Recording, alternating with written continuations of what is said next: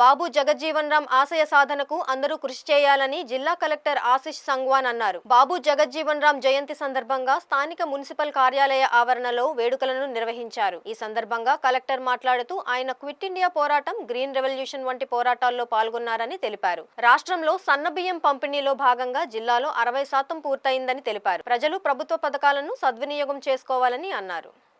Doctor బాబు జగజ్జీవన్ రామ్ గారు టైంలో agriculture మినిస్టర్గా ఉన్నప్పుడు గ్రీన్ రెవల్యూషన్ కూడా అయింది. గ్రీన్ రెవల్యూషన్ వల్ల ఈ పబ్లిక్ డిస్ట్రిబ్యూషన్ సిస్టమ్ ఏర్పాటు చేయడం జరిగింది. Food distribution to poor sections of society, BPL holders, ration card హోల్డర్స్ని ఫుడ్స్ డోడో వెరైటీ ఇవ్వడం జరిగింది. సో ఇప్పుడు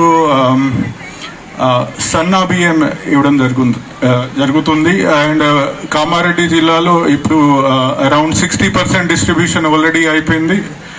అండ్ చాలా మంచి ఫీడ్బ్యాక్ ఉంది. సో ఇది కూడా డాక్టర్ బాబు జగజ్జీవన్ రామ్ లెగసీ కంటిన్యూ ఉంటుంది.